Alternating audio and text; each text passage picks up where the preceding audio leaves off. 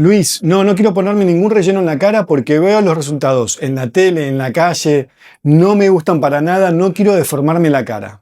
Le tengo terror a las agujas. Si me lo aplico, ¿cuánto dura? ¿Y me puede traer algún problema? Estas son las preguntas más frecuentes que me hacen. Déjame que te cuente rápido en este video cuáles son las cosas que tenés que saber.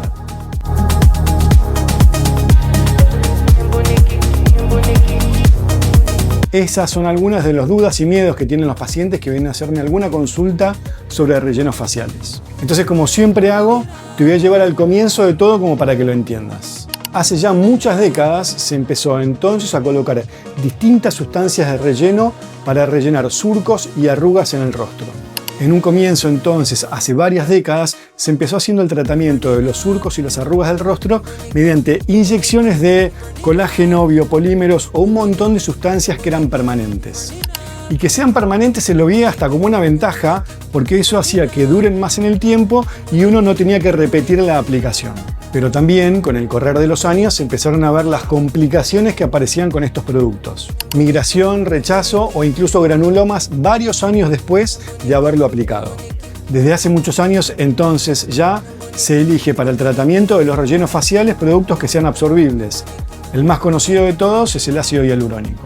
El ácido hialurónico vino entonces con esta gran ventaja que es ser reabsorbible y aparte biocompatible. ¿Y eso qué quiere decir? Bueno, quiere decir que es una molécula que en realidad ya la tenemos en el cuerpo en forma nativa. Y esto disminuiría entonces la posibilidad de un eventual rechazo. Por otro lado, el ácido hialurónico además tenía la versatilidad de poder darle diferente densidad al producto. ¿Y esto qué quiere decir? Bueno, quiere decir que hay ácidos hialurónicos con diferentes densidades, según lo que quiera tratar, sean zonas más profundas como el mentón o la zona malar, algunos intermedios o incluso los más fluidos que se utilizan o para labios o para el relleno de ojeras. Pero haciendo un pequeño paréntesis sobre cuál es el producto en realidad que se utiliza, lo que me interesa contarte es, primero, cuál es el proceso de envejecimiento y cómo fue cambiando el paradigma entonces del tratamiento. Hace muchos años, como te dije en el comienzo, era solamente el relleno de arrugas. Es decir, yo veía un surco, tomaba una jeringa de relleno, la aplicaba y rellenaba ese surco. Eso puede funcionar durante un tiempo, pero hecho en forma repetida y sin un diagnóstico preciso, lleva a lo que hoy, incluso en las redes sociales, se empezó a llamar pillow face. Y el pillow face o cara de almohada son justamente todos esos ejemplos que nos iban mostrando que estos pacientes con tratamientos de rellenos repetidos y sin ningún criterio estaban llevando a rostros exageradamente rellenos y totalmente artificiales. Entonces, como justamente siempre digo, la clave primera está en el diagnóstico de qué es lo que está pasando. Y para que puedas entender entonces cómo se hace el diagnóstico, tengo que nombrarte las 3 cosas que ocurren durante el proceso de envejecimiento en un rostro. El primero es el proceso de reabsorción ósea. Y eso no es ni más ni menos que el proceso que hace que con el correr de los años los huesos de la cara y el cráneo se vayan achicando y vayan reduciendo su tamaño. El segundo proceso que ocurre es la reabsorción gradual de todas las almohadillas grasas que están por debajo de la piel en el rostro. Esto entonces lo que genera es un fenómeno de adelgazamiento facial. Y el tercero, pero justamente el más importante de diagnosticar, que es la pérdida de elasticidad de la piel de la cara.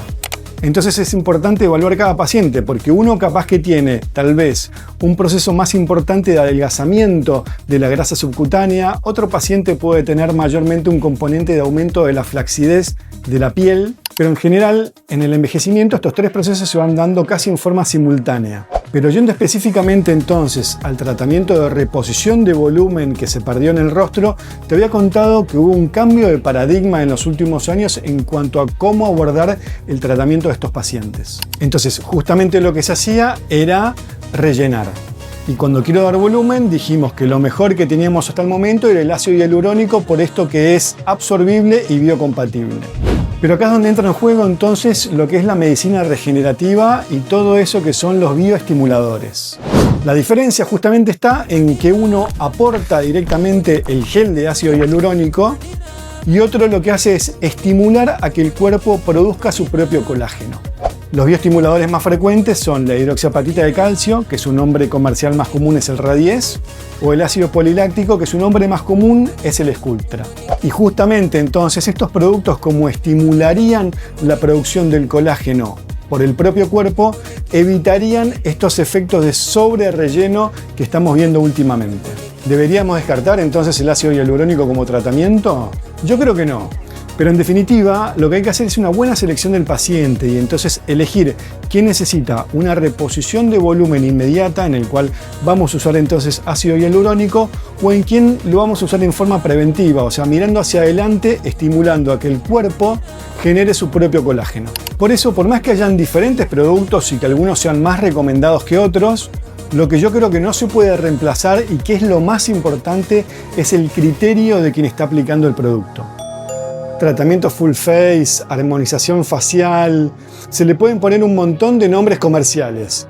Y en realidad está bien, porque lo que indica, en todo caso, es que se está viendo no solo en rellenar un surco o una arruga, sino que se está viendo el rostro como un todo, como una relación entre sus estructuras. Ahora, si uno se empecina en tratar de solucionar el problema con un solo método, muchas veces eso es lo que lleva a la sobrecorrección y al síndrome de pillow face. Por eso es necesaria la evaluación precisa de cada caso, porque muchas veces la solución no viene dada de la mano de un solo tratamiento, sino que es la combinación de varios. Es decir, muchas veces el mismo paciente necesita efectivamente un aumento de volumen que se da con el ácido hialurónico, pero también puede necesitar una bioestimulación o incluso alguna técnica de tensado quirúrgico de la piel como el lifting facial.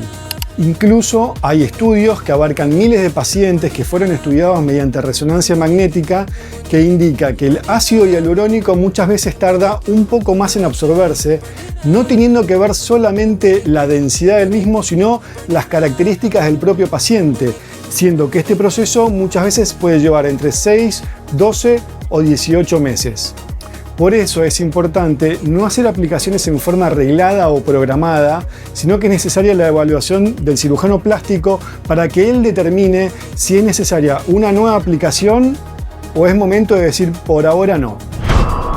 Lamentablemente en la Argentina, en nuestro país, hay un gris, un vacío legal con respecto a esto, con respecto a cuáles son los profesionales que pueden hacer este tipo de tratamientos. Entonces no solo los cirujanos plásticos, sino que médicos con una corta formación en esteticismo, incluso médicos de otras especialidades o incluso otras profesiones como la odontología, empezaron a hacer este tipo de tratamientos en forma indiscriminada.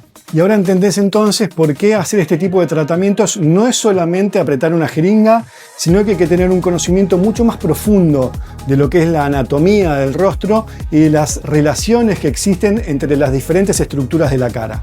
Y justamente por todos estos pacientes que estamos viendo que fueron tratados en forma indiscriminada con rellenos faciales, yo creo que el 2026 va a ser el año de la hialuronidasa.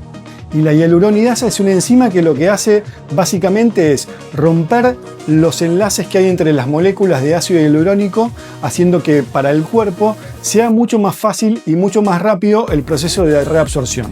Obviamente lo ideal es no tener que haber llegado entonces a esta instancia. Por eso consulta siempre con un cirujano plástico que tenga experiencia en este tipo de tratamientos. Exigí siempre tu certificado de trazabilidad, que es lo que te garantiza qué es lo que te estás aplicando. Y el último y más importante consejo que te puedo dar es aceptar cuando te den un no como respuesta. Espero que esta información te haya servido.